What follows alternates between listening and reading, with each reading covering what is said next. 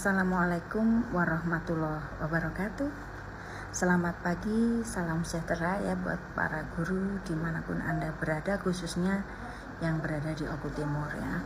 Sri Kandi ingin menjawab banyak pertanyaan, ada ribuan pertanyaan ya, yang kalau saya jawab, saya takutnya nanti jari saya keriting ini ngetik ya.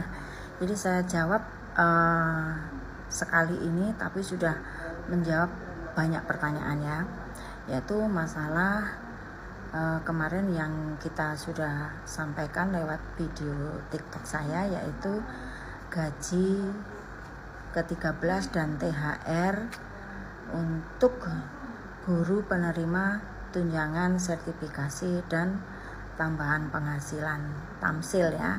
Saya sebut tamsil itu artinya singkatan dari tambahan penghasilan. Jadi begini ya, pertanyaannya banyak yang apakah P3K dapat dan sebagainya.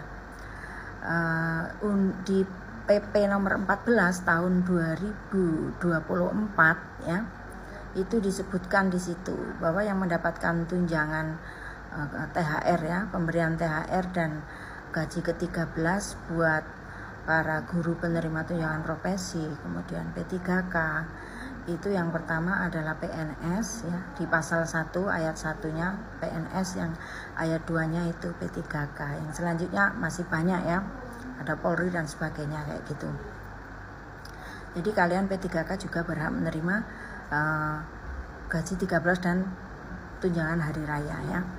Di luar tunjangan hari raya dan gaji 13 yang pokok itu ya. Ini nanti saya sampaikan bahwa di pasal 6 di PP 14 tahun 2024 itu di pasal 6-nya ayat 3, dalam hal guru dan dosen yang gaji pokoknya bersumber dari APBN tidak menerima tunjangan kinerja, garis bawahi ya, tidak menerima tunjangan kinerja sebagaimana dimaksud pada ayat 1 huruf E, dapat diberikan tunjangan profesi guru atau tunjangan profesi dosen yang diterima dalam 1 bulan.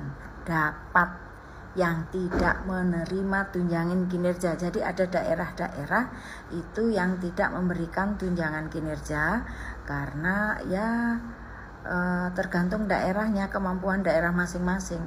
Maka dapat diberikan tunjangan profesi guru dan tunjangan profesi dosen ya, besarnya 1 bulan. Jadi tidak semua daerah ya.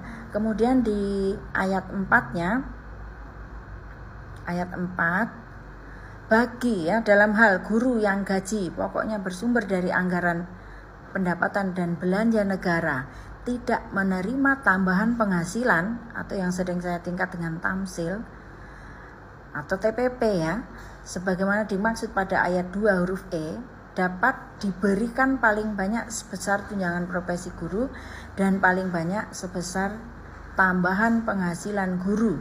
Nah, ini tamsil, aparatur sipil negara yang diterima dalam 1 bulan. Jadi ya, dasar kita kemarin membayar THR dan gaji ke-13 buat guru yang menerima tunjangan profesi dan tambahan penghasilan ini adalah PP nomor 14 tahun 2024 pasal 6 ayat 3 dan 4. Nah, ayat 4-nya ini kan bagi guru ya yang tidak menerima tambahan penghasilan atau TPP, karena di Oku Timur itu tidak ada tambahan penghasilan, maka dapat diberikan. Dapat ya, bukan wajib. Jadi bagi kalian, daerah kalian yang tidak memberikan itu karena tidak wajib ya. 1, tergantung pada kemampuan daerah. Yang kedua, apabila daerah tersebut tidak membayarkan tambahan penghasilan, nah maka digantilah dibayarkan dengan gaji ke-13 dan THR khusus buat guru yang sertifikasi dan menerima tambahan penghasilan. Lain dari yang lain dari yang THR dan gaji 13 yang kayak biasanya itu lain. Ini untuk mengganti TPP atau tamsil, tambahan penghasilan atau kinerja, tunjangan kinerja yang tidak diberikan oleh suatu daerah karena pendapatan daerah itu kan berbeda-beda gitu. Itu ya. Jadi penjelasan saya ini bisa menjawab semua pertanyaan dari saudara-saudara semua ya, guru-guru yang mungkin bingung, mungkin baru tahu dan sebagainya. Bahkan kemarin ada yang demo, saya lihat di TikTok itu guru-guru demo ke BPKAD untuk memberikan TPP. Nah sebenarnya ya kalau TPP kemudian tunjangan kinerja itu kemampuan daerah guys ya, jadi nggak harus dibayarkan karena kemampuan daerah, kecuali memang daerah kalian tidak membayarkan TPP, tidak membayarkan tunjangan kinerja, kemudian mereka bersedia memberikan THR dan gaji 13 ini yang sesuai dengan PP 14 tahun 2024 ya, yang dulu itu pengajuannya hanya ada surat edaran, surat minta data gitu ya. Jadi ada surat minta data ke kita, ke daerah, suruh mendata berapa sih guru penerima tunjangan profesi 1 bulan itu yang akan, kalau seandainya kita bayarkan 1 bulan ada berapa M. Nah itu diminta datanya, termasuk yang tambahan penghasilan ya, yang 250.000 per bulan dipotong pajak ya, semuanya dipotong pajak kan. Nah itu diminta datanya. Kemudian selain data pada saat itu diminta review dari inspektorat. Nah kemudian lagi SPTJM yang ditandatangani oleh Bapak Sekda waktu itu.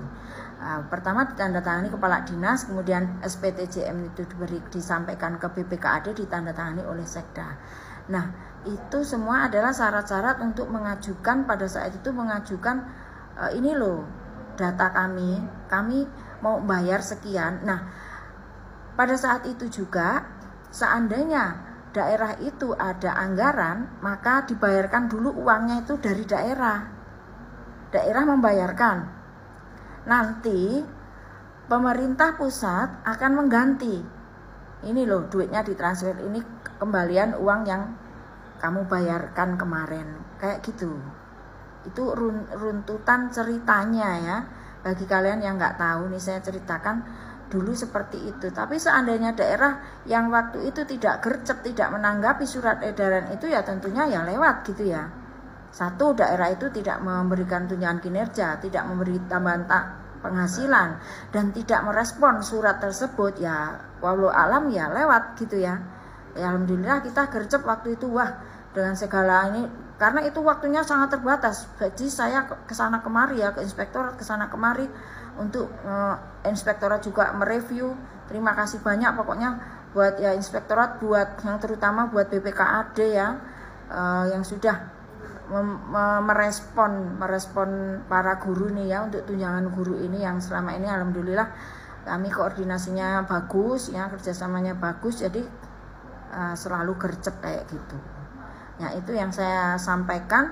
Mudah-mudahan nanti untuk daerah lain dan guru-guru semua yang bertanya, ada ribuan 2000 banyak lebih guru yang bertanya itu, ini akan membantu